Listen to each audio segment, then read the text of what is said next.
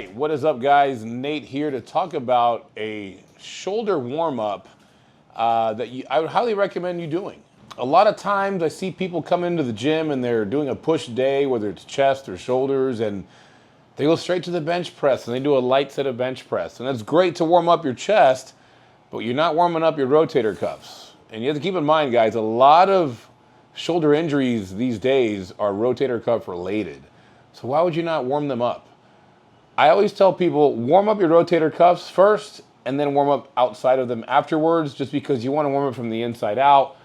You'll be stronger, you'll have more stabilization in your shoulders, you'll be less likely to hurt yourself too. It's not going to make you bulletproof, but it's going to prevent your chances or minimize your chances of injury significantly with a proper warm-up. I always like to start with mobility before warm-ups, just so I can make sure my shoulder has the range of motion that it should have. You want to get your hands as wide as you comfortably feel on the PVC pipe or any kind of pole you have, and just where you can go all the way around to your lower back and bring it all the way forward.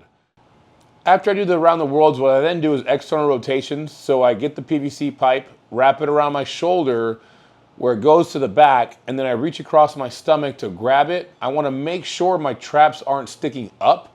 So I'm going to lower my shoulder and open up my arm to where I can see my bicep in the mirror in front of me. At that point, what I want to do from there is just pull that PVC pipe up with my arm that's in front of me, and the back arm that I'm holding it with, just let it stretch back behind it. And we're just getting to a stretch and then getting out of the stretch. Getting into the stretch, getting out of the stretch.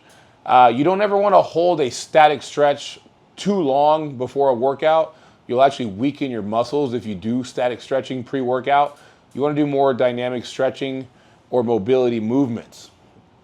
Once I get both sides like that, I like to do the one where I call it scratching my back.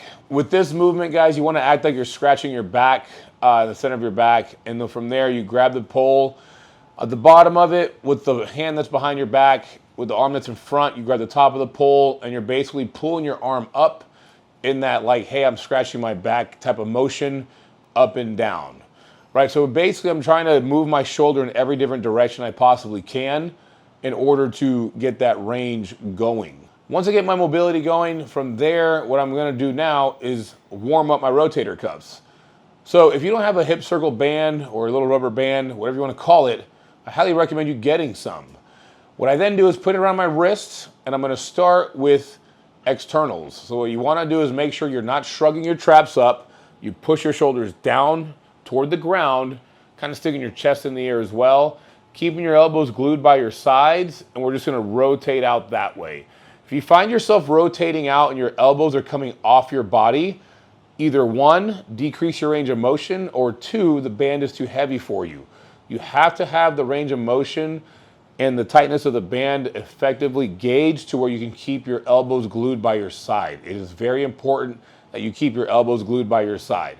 We're going about 15 to 20 repetitions here. From there, what we're then gonna do is serving the platter. Serving the platter looks very similar to the externals that we just did, but at this point, what we're doing is we're simply just pushing it out, holding an isometric hold, and from there, we're extending our arms in front of us and then pulling back in a row fashion. Same thing, I would go repetitions, 10 to 15 reps. These things burn, I'm telling you. If you don't ever do these and you start doing them, you're gonna be sweating from this warm-up, I promise you, all right? The next one I do is I like to call it pulsing field goals. Now, mind you, there's probably a name for this as well. I don't know the actual name for it, so I'm just gonna call it what I call it, pulsing field goals. Band around the wrist, and what I'm then gonna do is have my arms extended in front of me and just pulse it out, keeping tension on the band the whole time. And from there, I'm just going over my head like a referee does when a kicker hits a field goal and they say it's good, but you're also pulsing in and out. Call it whatever you want. I don't care. Just do these. And then from there, just go up and down about 5 times, okay? The next one we're going to do, I like to call it an isometric abduction. The reason why is because one of my arms is staying still in an isometric hold, while the other arm is externally rotating, or abducting away. The important part of this one, guys, is make sure, again, do not shrug your shoulders. Anytime your arms are extended in front of you, the natural tendency is a shrug. So what you want to do is just push the shoulders down, Helps if you have your like hands about chest height or below chest height. From there, you're gonna hold one side, and then what you wanna do is abduct one of your arms outside. Stay on that same side for about 10 to 15 reps. From there, switch sides after that.